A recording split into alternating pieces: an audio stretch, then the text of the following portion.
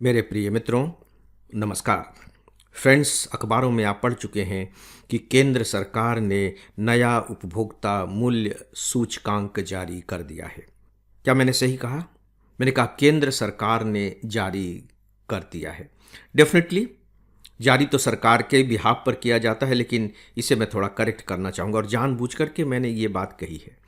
इसे जारी किया है, अगर हम मंत्रालय का नाम लें तो सांख्यिकी मंत्रालय।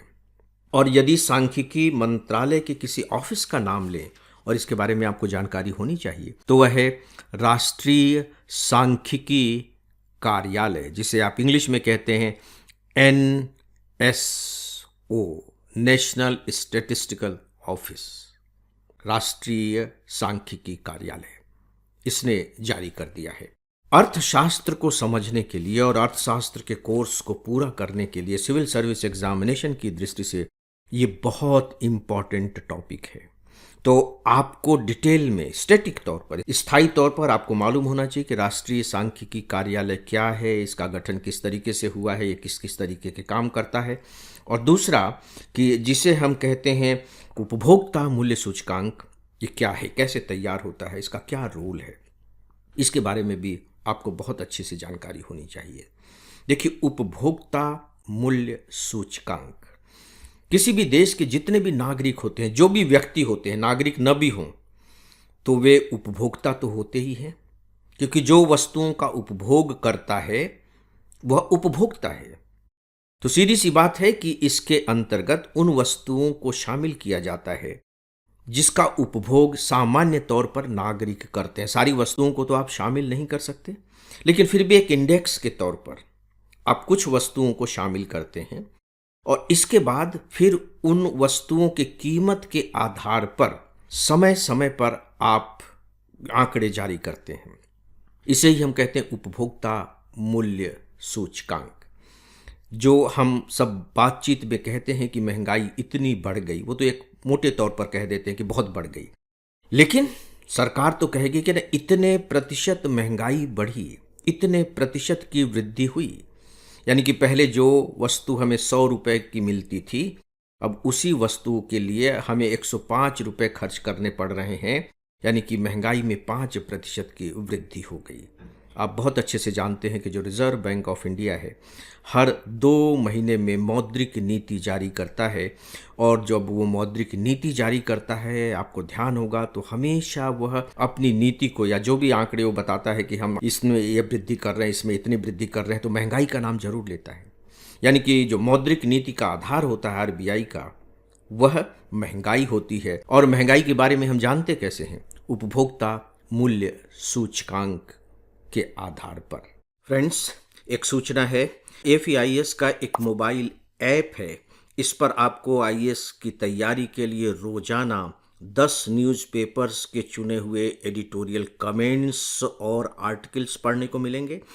आप इस पर करेंट अफेयर्स पर बेस्ड मेरा डेली ऑडियो लेक्चर भी सुन सकेंगे, और इसके अलावा आपको और भी बहुत कुछ मिलेगा, वह भी सब कुछ फ्री। तो आप बिना देरी किए इस ऐप को एंड्रॉयड या अपने एप्पल डिवाइस पर इंस्टॉल कर लें। दोस्तों, अब मैं इसको लेकर के जो कुछ बहुत ही महत्वपूर्ण तथ्य हो सकते हैं उन पर आ रहा हूं, और मैं आपको बताना चाहूँगा कि अभी जो प्री के एग्ज़ाम होने हैं, उस एग्ज़ाम के लिए यह टॉपिक बहुत इम्पॉर्टेंट है, और मैं उसी एग्ज़ाम को ध्यान में रख करके आपसे अब कुछ तथ्य शेयर करने जा रहा हूँ। पहली और बहुत महत्वपूर्ण बात, और ये एनालिसिस की भी मांग करती है, कि अभी तक जो हमारा उपभोक्ता मूल्य सूचकांक जारी किया जाता था, उसका आधार वर्ष था 2012, और अभी जो जारी किया गया है 2026 में। लेकिन याद रखिएगा कि इसका जो आधार वर्ष है वो है 2024। तैयार करने में वक्त लगता है ना। 2024 को आधार वर्ष बनाया गया है, आप इसे नोट कर लें। दोस्तों, मैंने कहा कि ये थोड़े से विश्लेषण की मांग करता है। क्या सच में 12 वर्ष की देरी की जानी चाहिए थी? जबकि आप देख रहे हैं कि स्पेशली पिछले 10 वर्षों में तो लोगों के उपभोग के तौर तरीके में बहुत ज़्यादा अंतर आया है।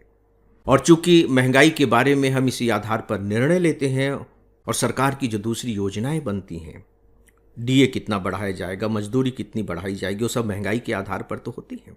तो सीधी सी बात है कि उसका वास्तविक होना बहुत जरूरी है। लेकिन अगर हम 2012 की वस्तुओं के आधार पर बने इंडेक्स को आधार मान करके चल रहे हैं, तो सीधी सी बात है कि यह सही रिफ्लेक्शन नहीं होगा। तो कम से कम 12 वर्ष के बाद ही सही अब एक नया आधार वर्ष 2024 लाया गया है, और उम्मीद की जा रही है, अर्थशास्त्री कह रहे हैं कि इस आधार वर्ष को बहुत जल्दी जल्दी बदला जाना चाहिए। दोस्तों, कुछ और व्यावहारिक कदम उठाए गए हैं जो बहुत महत्वपूर्ण है। इसमें एक कदम है कि पहले जिन पर इंडेक्स आधारित था, जिन वस्तुओं पर, उनकी टोटल संख्या थी 299, यानी कि 300 से एक कम थी। अब इनकी कुल संख्या हो गई है 358। 358 यानी कि वस्तुओं की जो संख्या है वह बढ़ा दी गई है, क्योंकि इस बीच में उपभोग करने की बड़ी नई नई वस्तुएं आई हैं और वो हमारी जिंदगी का हिस्सा बन गई हैं। उदाहरण के तौर पर पहले घर का किराया इसमें शामिल नहीं किया जाता था। अब आप देखिए, लोग बाहर जा रहे हैं, नौकरी कर रहे हैं, बड़े बड़े शहरों में तो लोग किराए के मकान में ही रहते हैं, तो घर के किराए को शामिल कर लिया गया है। आप ओटीटी पर पिक्चर देखते हैं, ऑनलाइन मीडिया के लिए पैसा खर्च करते हैं, स्ट्रीमिंग सेवाओं के लिए आप सीएनजी लेते हैं, आप पेन ड्राइव और हार्ड डिस्क पर पैसा खर्च करते हैं, अटेंडेंट की सेवाएं लेते हैं, एक्सरसाइज के उपकरण खरीदते हैं। पहले ये नहीं थे, 12 साल पहले की अगर हम बात करें तो चूंकि हमारे उपभोग में ये वस्तुएं आने लगी हैं, तो एक अच्छी बात है कि इन वस्तुओं को भी अब इसमें शामिल कर लिया गया है। और इससे भी एक अच्छी बात यह है कि पुरानी ऐसी वस्तुएं जो हमारे उपभोग में अब नहीं रह गई हैं, उन्हें इससे निकाल दिया गया है। यह भी एक बहुत ही सराहनीय और व्यावहारिक कदम है। उदाहरण के तौर पर वीसीआर, हम लोगों के ज़माने में वीसीआर घर में होते थे, उस पर पिक्चर देखते थे। डीवीडी प्लेयर होते थे। रेडियो तो अब पता नहीं किस ज़माने की बात हो गई, अब थोड़ा बहुत लोग फिर से रेडियो लेने लगे हैं, ट्रांजिस्टर वगैरह रख लेते हैं। टेप रिकॉर्डर जैसी चीज़ें थी, इन सब को निकाल दिया गया है। इसका मतलब ये हुआ कि जो उपभोक्ता मूल्य सूचकांक है, जिसको हम कहते हैं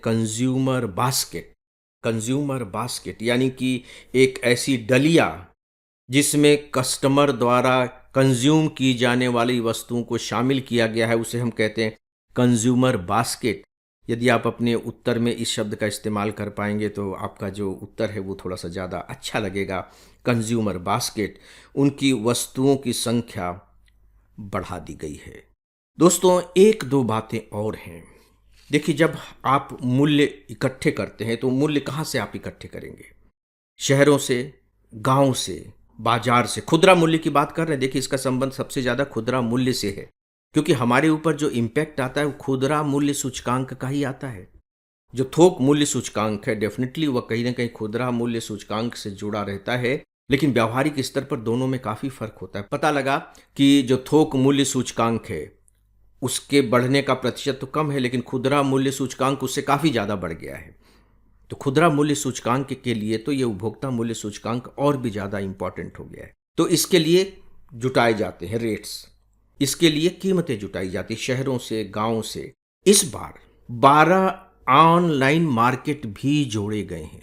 12 ऑनलाइन मार्केट, आप देखते हैं कि कितनी सारी खरीदी अब ऑनलाइन होने लगी है, उसे भी शामिल किया गया है। तो 12 ऐसे प्लेटफॉर्म जोड़े गए हैं जो ऑनलाइन में एक तरीके से कह लीजिए कि काफ़ी प्रसिद्ध हो चुके हैं, स्थापित हो चुके हैं, ताकि यह और अधिक व्यावहारिक बन सके। 2012 में तो ऑनलाइन का नामो निशान नहीं था, यह नया तथ्य जोड़ा गया है। दोस्तों, पहले खाने पीने की जो चीज़ें थी उनका जो वेटेज था वो 45.86% था। चूँकि इसमें थोड़े सा माइनर तरीके से आपको समझना होगा, तो इस आंकड़े को आप याद रख सकते हैं प्री की दृष्टि से, 45.86%। अब इसका वेटेज कम कर दिया गया है और घटा करके कर दिया गया है 36.75%। ये दोनों आंकड़े आपको याद रहें तो बेहतर होगा। पहले था 45.86% और अब हो गया है 36.75%। और यह भी शो करता है कि किस तरीके से अब व्यक्ति खाने पीने की चीज़ों पर कम खर्च कर रहा है, उसके पॉकेट से जो पैसा जा रहा है वो दूसरी चीज़ों पर ज़्यादा जा रहा है। पेट तो हम भर ही रहे हैं, लेकिन जो वेटेज दिया जा रहा है वो कहीं ना कहीं थोड़ा सा शिफ्ट हो गया है। एक तथ्य और दोस्तों कि अब जो आंकड़े जारी किए जाएंगे 3 स्तरों पर जारी किए जाएंगे और ये बहुत व्यावहारिक कदम उठाया गया है। पहला स्तर होगा ग्रामीण क्षेत्र का, दूसरा स्तर होगा शहरी क्षेत्र का और तीसरा स्तर होगा संयुक्त क्षेत्र का। यानी कि जो शहर भी नहीं बने हैं पूरी तरह से और गांव भी नहीं रह गए हैं, तीसरा स्तर है। उसका कारण है, आप देखिए कि शहरों में जिस तरीके से मूल्य बढ़ते हैं, गांव में उतने ज़्यादा मूल्य नहीं बढ़ते। जैसे मकान का किराया ले लीजिए, शहरों में बहुत तेज़ी से बढ़ जाएगा लेकिन गांव में तो उतनी तेज़ी से नहीं बढ़ेगा। महानगरों में बहुत ज़्यादा बढ़ जाएगा, छोटे नगरों में ज़रा कम बढ़ेगा। तो इस तरीके से अब 3 स्तरों पर आंकड़े जारी किए जाएंगे और हर राज्य के लिए अलग अलग जारी होंगे। यानी कि अब व्यक्ति ये देख सकेगा कि मेरे राज्य में, मेरे गांव में, मेरे शहर में महंगाई की क्या स्थिति है। क्या आपको नहीं लगता कि यह भी अपने आप में एक बहुत व्यावहारिक कदम है? दोस्तों, यह भी एक काफ़ी व्यावहारिक कदम उठाया गया है। दोस्तों, ये थे कुछ वे महत्वपूर्ण तथ्य जो नए उपभोक्ता मूल्य सूचकांक के बारे में आपको जानने चाहिए, खासकर प्री एग्जामिनेशन 2026 को ध्यान में रखते हुए। इस विषय पर बस इतना ही और अब डेली ऑडियो लेक्चर को यहीं समाप्त करता हूँ। नमस्कार।